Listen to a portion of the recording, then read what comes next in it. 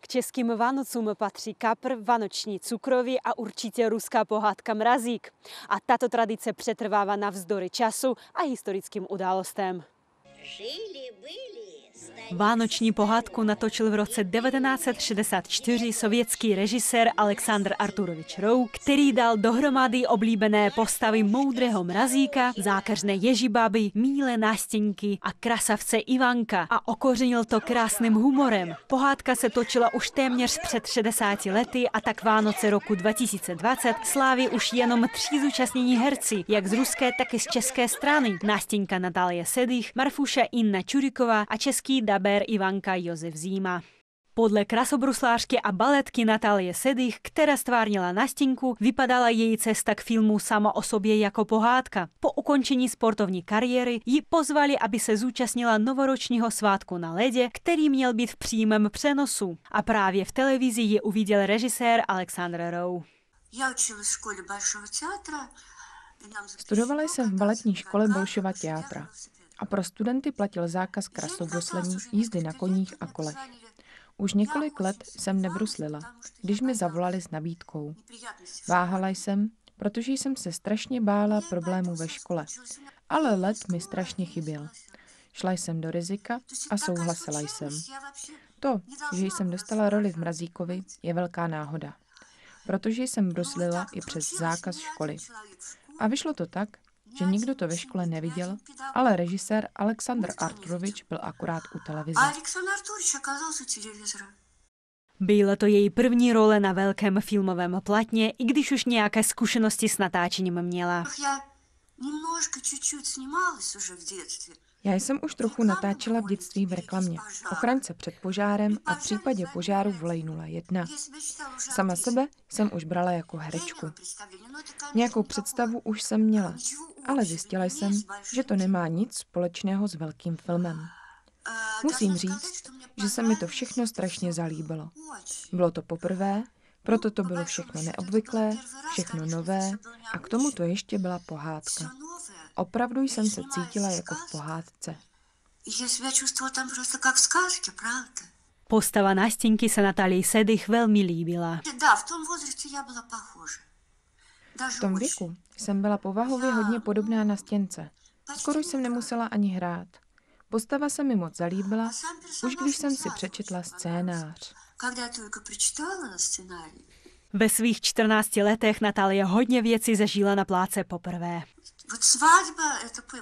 Na svatbě v pohádce jsem dostala svůj první polibek v životě. Tvářila jsem se, že jsem dospělá a zkušená žena, že už jsem těch polibků zažila. Ale doopravdy jsem naprosto umírala. Strašně jsem se styděla, ale víc úsilí vyžadovalo nedát to najevo. Za oblíbenou však Natálie označuje jinou scénu. V zimě, když otec veze Nastěnku do lesa a ona se skakuje ze saní a schovává se za strom. To byl můj první natáčecí den a byl pro mě strašně důležitý. Potřebovala jsem se do postavy správně dostat. Protože jsem nebyla profesionální herečka, cítila jsem, že bych se ze špatně uchopené postavy nedokázala vymanit. Bohudík se to povedlo. Jinou milovanou postavou filmu je karikaturní Marfuša, kterou stvárnila Inna Čuriková. Herečka byla z natáčení nadšená, ale Marfušku až tak moc ráda neměla.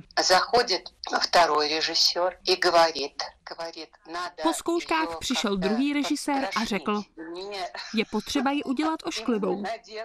A udělali mi pihy, bílé řasy a bílé obočí. Vyšlo takové prasátko. Pan Rou byl z mého vzhledu nadšený.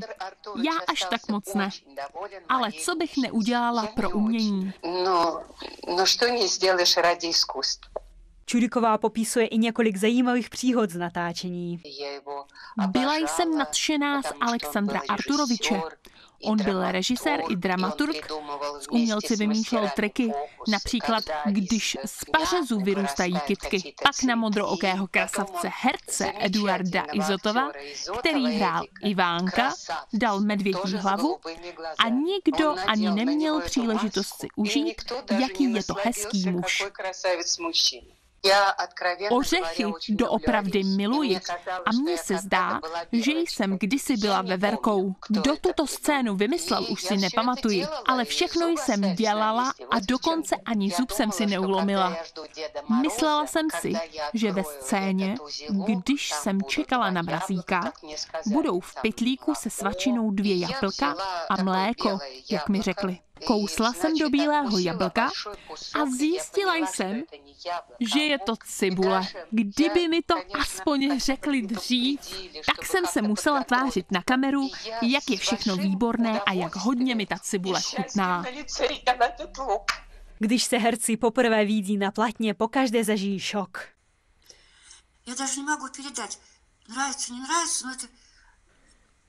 Ani jsem to nemohla popsat. Ať už jsem se sobě líbila, nebo ne, byl to prostě šok. Jsem tam, co já tam dělám, bože můj. Film se mi hodně líbil, ale postupně jsem se začala sama sobě míň a míň líbit. Tady špatně hraju, tady špatně vypadám, katastrofa. Po letech už jsem si říkala, že se snad všichni zbláznili, co se na této nastěnce vůbec může někomu líbit. A pak, po mnoha letech, už jsem na sebe koukala jako na cizího člověka. Vždyť to bylo tak dávno. A dívala jsem se na nastěnku a pomyslela jsem si, že ta holčička vůbec není špatná.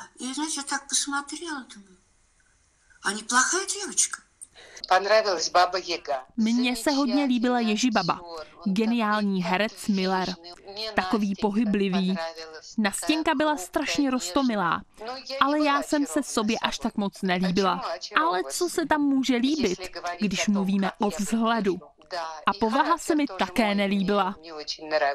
Ale povaha Marfuši byla hodně oblíbena v Československu. S tím má Čudiková spojený i jeden příběh. Když jsme byli v Československu, nabídl nám místní kulturní pracovník, abychom se podívali na jednu krásnou budovu. Z budovy vyšel nějaký vrátný, který řekl, ne, dnes máme akci. Všechno je zavřeno. A najednou podíval se na mě a zakřičel. Marfuša, Zdendo! Já vidím Marfušu, opravdovou. Prosím vás, pojďte. A on nás provedl po celé nádherné budově. A už jsem byla hodně starší, ale on mě stejně poznal. Úspěch Mrazíka v Československu se dá vysvětlit nejenom jeho filmovými hodnotami, humorem a nadsázkou, ale také i českým dubbingem. Takže takhle Mrazíka, do dneška mám opravdu Mrazíka moc rád. Ten důvod je ta pestrost, bych řekl. A samozřejmě i provedení perfektní. Jak od těch herců, takhle hlavně od režiséra a výtvarníků. Proč to je tak náravně pojednaný v té pravý ruský zimě, která opravdu mrazí, že jo, ty tuny sněhu všude. A já mám takový pocit, a jsem na to pyšnej, že to bylo taky trošku kvůli nám. Herec Josef Zíma obdařil českým hlasem postavu Ivana. Postava Ivana takhle zdálo by se, že máme mnoho společného. Měli jsme společný snad mládí. Jinak jsme si podobní nebyli vůbec. Asi si pan režisér Valo uvědomil, že je tam, nebo zjistil, že je tam ta písnička. A tak potřeboval někoho, kdo by to nejenom namluvil, ale který by to taky zaspíval. No a on mě věděl, ani žádný zkoušky jsem na to nedělal, rovnou prostě mě to nabídl. Vím, že to byla krásná práce, ale opravdu obtížná, protože to se dělalo z filmu na filmový plátno, takže ta jedna scéna šla pořád takhle dokola. A měli jsme ještě sluchátka na uších, že jo? Takže jsme tam slyšeli ten originál a na tom plátně jsme měli, na tom obraze jsme měli určitý body, na který jsme museli reagovat, aby ta moje pusa klapla s tou jejich. Zajímavé příhody se stály i během natáčení dubbingu. Tam je scéna, kdy ta nastěnka je u té vodičky s těma kytkama, že jo, a tam si zpívá, což teda moje manželka to fantasticky naspívala, protože se náhodou dostala do tohohle vysokého lásku. A ona to skutečně dokázala, že jako ta holka. A já tam na určitém místě na ní volám Nastěnko. Já tam zavolal Nástěnko. Nástěnko, moje milá, vem si mě za muže. To je takový, co se dává v baráku na zeď. A oni to tam neřádi nechali. Já jsem zavolal Nástěnko. Režisér se sice zasmál. Já mu říkal, to tam nemůžete nechat. Ale já to tam nechám, to tam schválně nechám. A tak mě vždycky, když náhodou jsme u toho byli, tak Eva mi říká, pozor, přijde tvoje místo. Bude tam Nástěnka. Dneska se v Rusku film vysílá na Silvestra a občas se na něj podívají i herci. U nás také každý rok 31. prosince pouštějí Mrazíka, ale já už nemám sílu na to celé koukat. Dělám to tak, že zapínám film a během něj se líčím na sváteční večer. A na Vánoce 2020 všichni přejí českému publiku především hodně zdraví. Každý člověk, kterému se líbí Mrazík, si dokázal uchovat svou dětskou duši. A to je radost, teplo a víra v dobré konce. Moji drazí, buďte opatrní. Musíme přežít. Ten koronavirus nesmí u nás vyhrát. Musíme vydržet a poslat ho někam jinam, ať změní svůj apetit a najde něco jiného na jídlo. Třeba červy. Přeji zdraví, lásku ke všem a ke všemu. Když člověk miluje, stává se bohatší, duchovně i materiálně.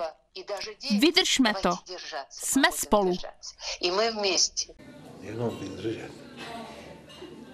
Jenom vydržet, opravdu. Ну, я хочу пожелать, конечно, чтобы все наши, ваши problémy. Určitě přeji, aby všechny naše a vaše problémy a potíže zůstaly v tomto roce. Ať je nový rok klidný a šťastný. Ať jsou všichni zdraví v těchto nelehkých časech. Děkuji všem, že na mě nezapomínáte a děkuji všem, kdo se budou na Mrazíka dívat. Приятно, спасибо, что вы меня не забываете. И спасибо всем, кто будет смотреть Морозко. Milí diváci, z celého srdce vám přejeme šťastné a veselé Vánoce.